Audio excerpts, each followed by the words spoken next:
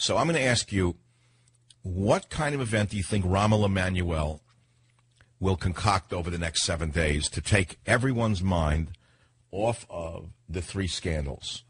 It's a powerful statement that I'm just raised. He also has his supporters in embarrassing statements such as the one you're about to hear from somebody named Julian Bond, who apparently is a former head of the NAACP. Whoever Julian Bond is, I don't know. I seem to remember the name somewhere going back to the Eisenhower era. But here he is. They whipped him out. They wheeled him out from somewhere. Listen to this remarkably racist statement by Julian Bond in clip 4. I think it's entirely legitimate to look at the Tea Party. I mean, here are a group of people who are admittedly racist, who are overtly political, who tried as best they can to harm President Obama in every way they can. They are the Taliban wing of American politics, and we all ought to be a little worried about them. I would say shame on you, but a man like him doesn't know what shame is. The Tea Parties were never racist. The NAACP has always been racist. By definition, their organization is racially charged. The National Association for the Advancement of what? American people? It's not the NAACP. It's not the not the National Association of Advancement of People. It's the National Association of Advancement of Colored People. So inherent in its acronym is more than a tinge of racist ideology. And Julian Bond's entire career was built upon exploiting that racism and racial sensitivity. So for him to say the Tea Party's are racist is saying your mother's a racist, your father's a racist, taxpayers who are fed up to their eyeballs with being taxed to death so bums can live on the dole. Anyone who opposes high taxation is a racist to Julian Bond.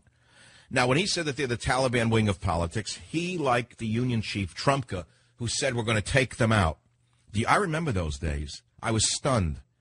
It happened shortly after the convention, and the first group that attacked the Tea Party was the Congressional Black Caucus. And the second group were the unions. They said we're going to take them out. And what does that mean? It means there was a plan then to unleash the IRS on your grandmother, your mother, your war veteran father. That's who the racists are, who they have targeted. So I'll let you decide who's the racist. The Obama administration, Julian Bond, or the Tea Party? I report, you decide. Join the Savage Nation. Call now. There's the Obama machine. Targeted them and went after them. Here's a story that your hair is going to stand up. When the IRS targeted an Ohio woman's Tea Party organization and asked her to send the agency the books the group read in 2010, you hear the books that they read. She sent the IRS a copy of the U.S. Constitution. She said, I was trying to be very cordial, but they wanted copies of unbelievable things, she told ABC News, another racist organization. They wanted to know what materials we had discussed at any of our book studies. She said she then sent the IRS a paperback copy of the U.S. Constitution.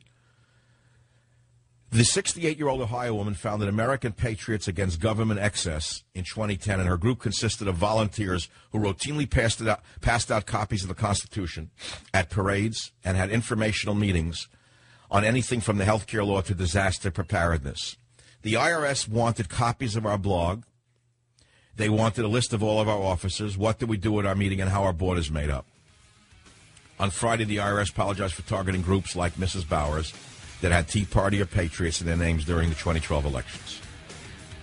We now know the rest of the story. The only question is who's leaking the information to bring down Obama and Holder. Somebody within. Somebody within. Lady Macbeth, perhaps? Well, I don't know. We'll have to see how this plays out when the Reichstag fire breaks out. We'll see what happens after that.